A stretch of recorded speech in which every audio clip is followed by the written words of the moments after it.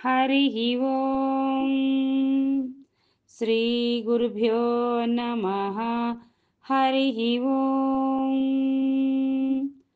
వాక్య విభూతి అనే శీర్షికలో భగవాన్ శ్రీ సత్య సాయిబాబా వారి ఉపదేశము తెలుసుకుందాం. సాయి శరణం, బాబా శరణం. మానవుడు ఆశించవలసినది శాశ్వతానందము. ఈనాడు మనము అనుభవించే ఆనందము క్షణికమైనది. నిజమైన ఆనందం పెరగనిది, తరగనిది. ఇప్పుడు మనకు ఆకలవుతున్నది. 2 చపాతీలు భోంచేశావు, తృప్తి అయింది, ఆనందపడుతున్నావు. ఈ ఆనందము ఎంతసేపు?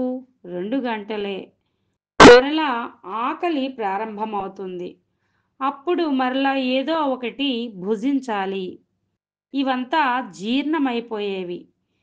ఈ జీర్ణించే వాటి వలన కలిగే ఆనందము తాత్కాలికమే. మనము ఆశించవలసినది శాశ్వతానందము. శాశ్వతమైన ఆనందము ఆత్మ లక్ష్యమునందే మనకు లభ్యమవుతుంది. అటువంటి ఆనందం అందుకోవడానికి ప్రయత్నించాలి. మనము పోగొట్టుకున్నది ఒకచోటు, వెతికేది వేరొక చోటు. మనము అనుభవించేది ఒకచోటు, ఆలకించేది వేరొక చోటు. ఒక చిన్న విషయము చక్కగా గుర్తించాలి. వర్షము ఎక్కడ నుండి వస్తుంది? మేఘము నుండి.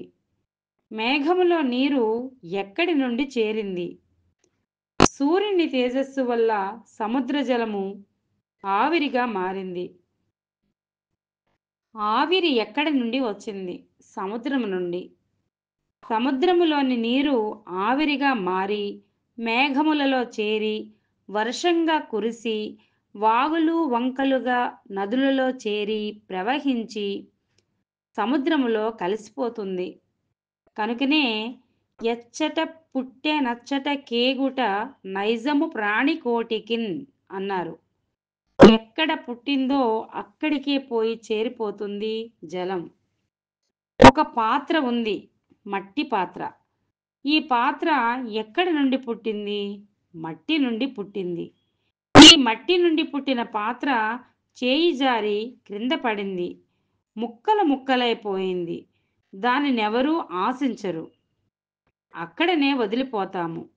వారు వీరు తొక్కి నడిచి అనేక రకములుగా చేసి అది తిరిగి మట్టి మాదిరి అయిపోతుంది. మట్టి నుండి వచ్చిన కుండ మట్టిలోనే చేరిపోతుంది. మానవుడు ఎక్కడి నుండి వచ్చాడు? భగవద్గీతలో మమైవాంసో జీవలోకే జీవభూత సనాతనః అని చెప్పబడింది. నాయన, నీవు నా నుండే వచ్చావు. నా నుంచి వచ్చానన్నప్పుడు తన నుండి వచ్చినటువంటి వారు తనలోనే పోయి చేరాలి. గాని ఎక్కడి నుండో వచ్చి ఎక్కడికో వెళ్ళిపోతే ఏమి ప్రయోజనము? కార్యాధ్యై ఒక మానవుడు ఊరిని వదిలి పట్టణాన్ని చేరాడు.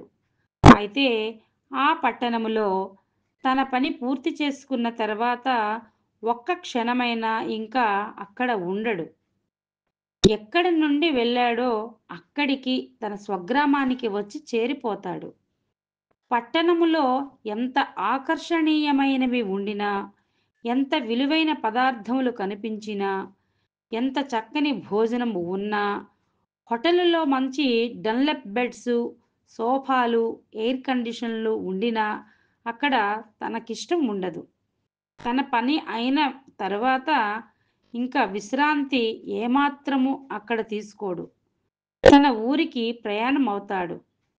అదే విధముగానే మనము కర్మక్షేత్ర యాత్రికులము. ఈ మిథ్యా జగత్తుకు వచ్చాము. మన సత్యాన్ని మనం గుర్తించుకొని మన స్వస్థానానికి ప్రయాణమైపోవాలి.